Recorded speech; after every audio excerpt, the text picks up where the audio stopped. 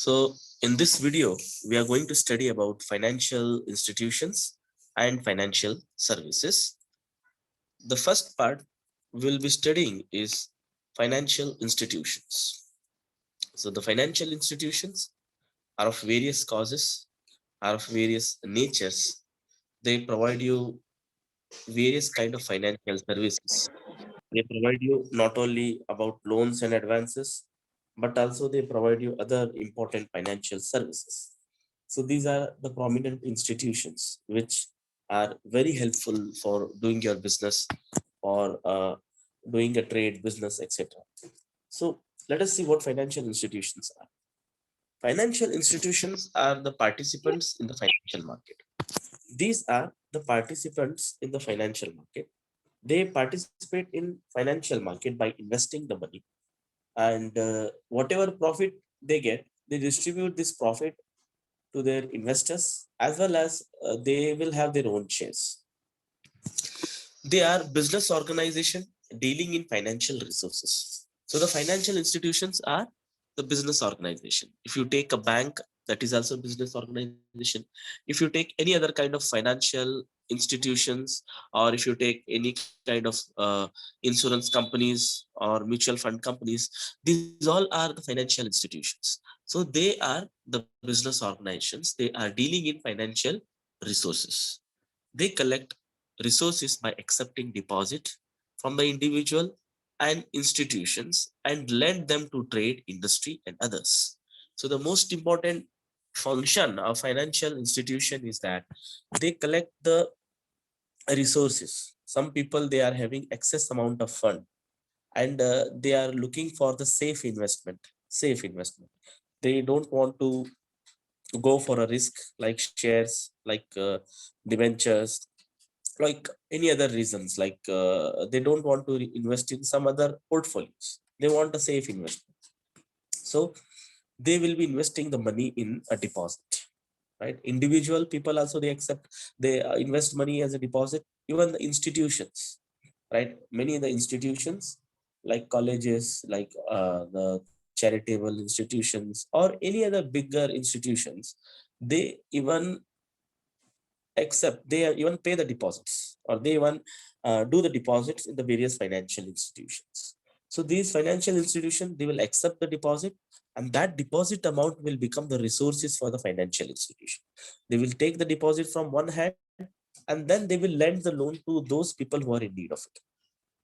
On the basis of the nature of activities, financial institutions may be classified as follows.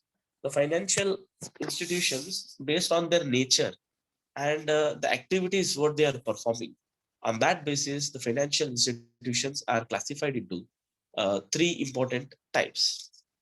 Those are regulatory and promotional institutions.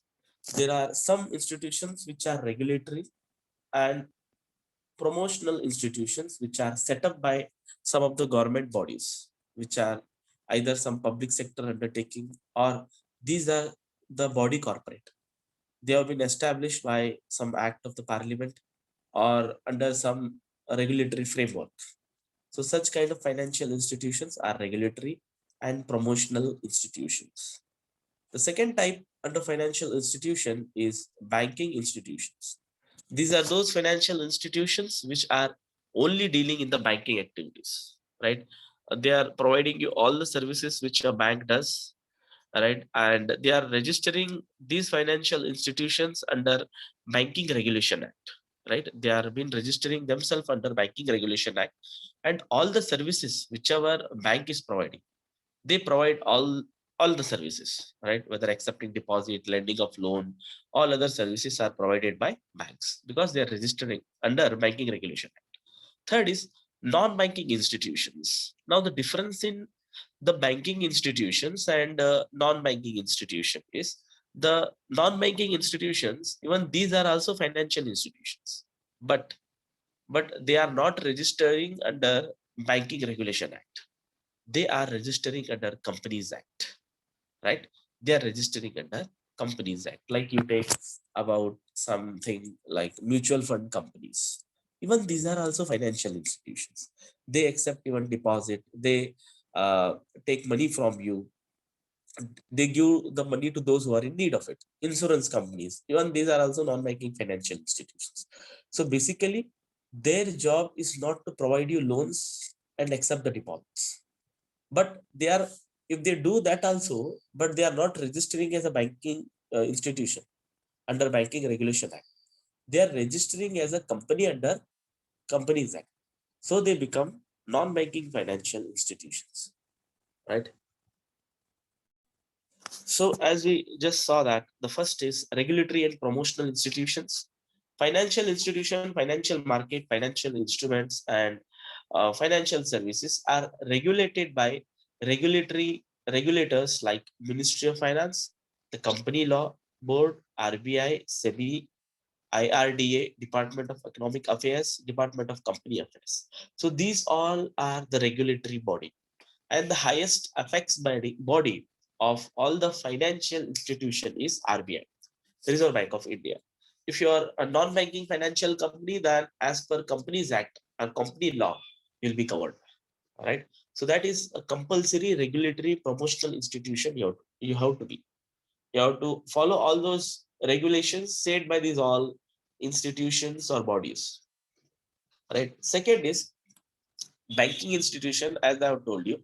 These are the institutions which mobilize the savings of the people from one place to another place. They transform the savings into investment, right? This is the exchange of goods and services. They extend the credit with the lending of money, right? They provide you credit with the charging some amount of interest. There are various types of banking institutions: cooperative bank, commercial bank, nationalized bank, right? Private sector banks. So development banks, export import bank, industrial bank. So many banks are there which are rendering the services as a banking institutions. Now, non-banking financial institutions are also mobilizing the financial resources directly or indirectly, but these are not registering as bank, as I've told you. These are uh, non-banking financial companies like LIC. LIC, we don't call LIC as a bank, though they are dealing in financial companies, though they are dealing in financial services. Money matters here. But the thing is that they are not directly involved in the money, or they are not registered as a bank. They are registered as non-banking financial institutions. So LIC is Life Insurance Corporation. Similarly, UTI, Unit Trust of India, or Development Financial Institution, or Pension Fund, Provident Fund, etc. So these all are non-banking financial institutions which are categorized as investment companies, housing companies, leasing companies, hire purchase companies, specialized financial institutions. So these all companies, they are dealing in finance, they are dealing in money, but they are not registered as a bank. They are registered as company, right? They are registered as company. So finance company, Muthoot Finance, or any other finance you take, they are not calling themselves as a bank. They call themselves as a company because they are not regulated and governed by the Banking Regulation Act. Okay, now comes about the market. If you see bull and a bear, it comes in the mind of a person, right? A different aspect regarding the investment in the market as per the institution, right? These are some of the financial services now we will be discussing, right? Right now we discussed about financial uh, kind of things, or we discussed about the regulatory framework, as well as we discussed about the thing called as institutions, right? So after discussing about detailed financial institution, we'll be discussing about financial services. So what are financial services? The financial services, if you see, its object is to intermediate and facilitate financial transactions of individual and institutional investors. So these financial institutions are like intermediate. They will facilitate financial transactions of individual as well as institutional investors. Even institutional investors, like the bulk amount who are investing, LIC is there, mutual fund companies are there, or any other institutional investors are. For these all people, they will act as intermediate and they will facilitate in the financial transactions, right? Similarly, the financial services includes all activities connected with transformation of savings into investment. Financial services, their main activity is to transform your savings, whatever savings you have did, to transform that savings particularly into investment. And similarly, important financial services include lease financing, hire purchase, installment payment system, merchant banking, factoring, and forfeiting. These all are the different important financial services which companies they are providing to different people, or the financial companies, financial service companies, they are providing for the companies. Okay, the different types of financial services are hire purchase services, right?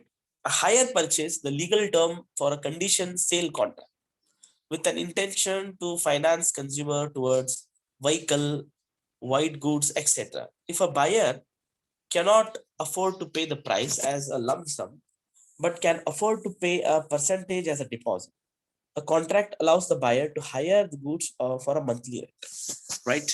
In hire purchase, what happens? A buyer, he will be paying a monthly rent towards a particular product, and it will become as a rent. Similarly, at the end of the last hire purchase installment, the buyer will get an option. He can pay a balance amount and he can buy that particular asset, or else if you don't want, he can discontinue the hire purchase agreement.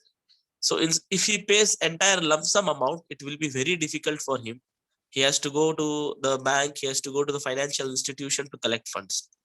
So that is going to be a very, very difficult task. So the next term is lease financing, leasing services. A leasing services or a lease or a tenancy is a contract that transfers the right to possess the specific property. Leasing service includes the leasing of asset to another company, either an operating lease or financial lease. You will be giving your asset on lease, right? And for the lease, you will be getting some amount of rent. Whether you are leasing your asset, whether you are leasing your operating lease or financial lease, any kind of. So these kind of services, what they are providing, these are also financial services. Third is housing financial finance companies. These are housing financial companies. They particularly provide the money or loan for the construction of residential, commercial properties, right? Different kind of things. They provide loan credit amount to those people who are need of the construction of the properties like residential or commercial properties. And housing finance company approved by National Housing Bank. These are approved by the National Finance Housing Bank. Like prominently you can find Diwan Housing Finance is one of the prominent leading housing finance services they are providing. So if any person wants to construct a house renovating he want to do, or he want to buy a commercial apartment, commercial property, flat, etc. So there he can take the help of these housing finance companies, where they may be charging you even less rate of interest compared to the other nationalized bank. There are some other asset management companies, right? These asset management companies are also the part of financial services. They will manage and invest, and they will pool the funds of retail investors, right? The retail investors are there who might not be knowing that which securities are good or which securities will give you more profit. By diversifying your risk as well as by investing in different securities, they will diversify, liquidate with the professional management, and they serve to all the individual investors, right? Like best example is mutual funds, right? Comes under this category. Like people who don't know about any kind of investment, like share market, they don't know, they don't want to take the risk. So if they go and take the help of the mutual fund companies, then mutual fund companies, though they are subjected to market risk, their the risk is somewhat less, very less compared to the share market. Even profit is also good. So these all asset management company will do all those activities to grow the wealth of the retail investors, and they cater the needs of the individual investors or retail investor by diversifying, by giving him liquidity, as well as by providing professional management services. Then venture capital companies. Okay, these are the financial companies which are unique in form of financing activities, and they undertake on a belief that high risk, high return. These venture capitalists, they provide money on one basis that high risk, high return. Because venture capitalists, they invest in those risky projects or companies that have success potential and could promise sufficient return to justify such gamble. They might be giving the money for the newly startup companies. They might be giving money for those companies who don't have a good brand image, good name like some reputed company, but they have skills, knowledge, innovation, incubation is there. For such kind of companies, these venture capital companies will come forward and they will put even their funds or money. So the sentence as we can call here, risk is also high because it is a newly startup company, experience is not more, or specialized staff might not be there. So risk is high in all the situation. You don't have your company in which you are investing brand, it doesn't have a good brand image or goodwill. But even though by seeing these all constraints or by seeing these all constraints, venture capitalist companies will invest by seeing only one thing, that is innovation, by saying only one thing, their creativity and young minds and innovative ideas. The venture capitalist will invest in these companies because of high risk, high return. So what are the weakness of Indian financial system? So there are various weaknesses of Indian financial system, right? We studied about market, we studied about institutions, services. As a whole, we call this as Indian financial system. There is a lack of coordination among financial institutions, right? All financial institutions, if you see whether they are bank, whether they are non-banking financial institution, mutual fund companies, or insurance companies, housing finance companies, so there is lack of coordination. If it is a bank, again in that bank, which type of a bank, where in which branch, so you, all these people are restricted to one place. They don't have a proper coordination and they don't want to work under one particular umbrella or a team. So that has become as a weakness of Indian financial system. Then next is dominance of development banks in industrial finance. There are so many development banks have come up in industrial finance.